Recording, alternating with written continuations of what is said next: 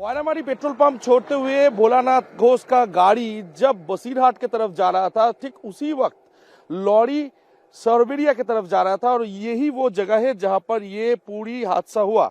और यहाँ पर जैसे कि अभी भी खून के धब्बे दिख रहे हैं, इसके साथ साथ इसी जगह पर ये गाड़ी को कुचल दी गई ट्रक द्वारा और ये गाड़ी सीधा इस जो पानी का जगह है उस जगह पे जाके गिरा।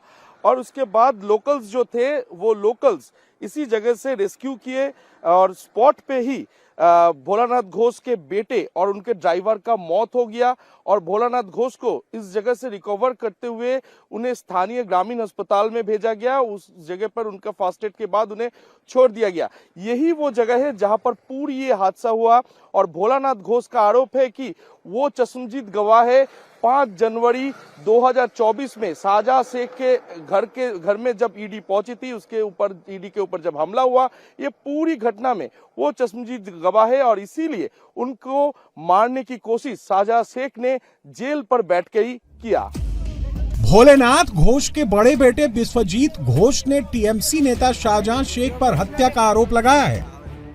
विश्वजीत घोष ने कहा है कि ट्रक ड्राइवर का नाम अलीम है। ट्रक पहले से ही कार का पीछा कर रहा था, फिर उसने कार को बगल से 2 बार टक्कर मारी। तीसरी बार टक्कर लगने के बाद कार सीधे एक गड्ढे में जा गिरी। बेटा सीधे शाहजहां शेख का नाम ले रहा है, लेकिन हादसे में एक बेटे को खोने के बाद भोलेनाथ घोष डरे हुए हैं। उनके बयान से भी ये बात साफ पता चल रही है, वो हादसे की साजिश में किसी का भी नाम लेने से डर रहे हैं। যাওয়ার উদ্দেশ্যে আমি বাড়ি থেকে বেরিয়েছি, বয়ার মারি পার হয়েছি, যেখানে আমার ঘটনা ঘটেছে ওই লরিটা সরবরিয়ার দিকে যাচ্ছিল, আমরা বাংলাদেশের দিকে আসছিলাম, একদম ডাইরেক্ট এসে আমার গাড়ি গ্যাপেছে। তারপর আমার গাড়ি জলে চলে গেল, অচৈতন্য অবস্থায় আমার লোকজন বার করেছে। এখন এই কথা বলতে পারছি, অনুভব করছি, কিন্তু এটা প্রশাসন সেটা ভালো এখন না জেনে কি করে দুম করে কাউকে বলবো, সেটা খারাপ দেখায়। বয়সের সমঝোসে কাউকে মিথ্যা অপবাদ না দেওয়াই ভালো, এটা জানি না যখন সেটা আমি বলবো। पश्चिम बंगाल में जो फिल्मी स्टाइल में साजिश रची गई, उसे लेकर सूत्रों के हवाले से भी खबर आ रही है। सूत्रों के मुताबिक हादसे के वक्त ट्रक अलीम मोल्ला नाम का शख्स चला रहा था। बताया जा रहा है कि अलीम मोल्ला टीएमसी से जुड़ा है, जिसकी अब पुलिस तलाश कर रही है। संदेश खाली केस के मुख्य गवाह को जिस ट्रक ने टक्कर मारी है, उसे लेकर चौंकाने वाला खुलासा हुआ है।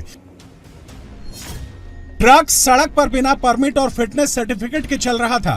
ट्रक का फिटनेस 2 नवंबर को ही एक्सपायर हो गया था, वहीं ट्रक का परमिट 14 अक्टूबर को खत्म हो गया था। इसके बावजूद ट्रक कैसे सड़क पर दौड़ रहा था, यह बड़ा सवाल है। जो आरोप भोलेनाथ घोष के बेटे ने लगाए हैं, उसी तरह के आरोप बीजेपी भी टीएमसी पर लगा रही है और भोलेनाथ घोष की कार के एक्सीडेंट केस की सीबीआई जांच की मांग तक कर दी है। उस इलाके का बच्चा भी जानता है कि ये सरकार की तरफ से प्लान किया गया मर्डर का प्लॉट है। पहले उन्होंने कातिलों को बचाया, अब वो गवाहों को मार डालेंगे।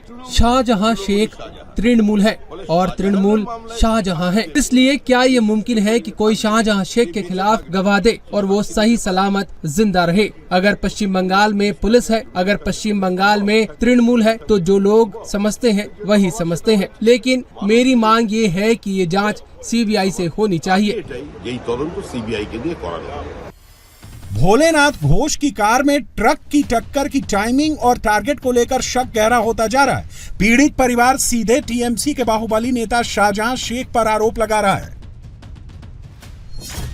शाहजहां शेख संदेश खाली में महिलाओं के यौन उत्पीड़न और अवैध जमीन कब्जाने के आरोपों में पहले से जेल में बंद है। बांग्लादेश से आया शाहजहां पहले मजदूरी करता था, सत्ता का संरक्षण मिला तो जमीन पर कब्जा करना शुरू कर दिया। 2012 में शाहजहां शेख टीएमसी में शामिल हो गया, जिसके बाद वो राजनीति और अपराध की दुनिया में बड़ा चेहरा बन गया। अब शाहजहां शेख को लेकर बीजेपी ममता बनर्जी सरकार पर सीधे अपराधियों और घुसपैठियों को बचाने का आरोप लगा रही है।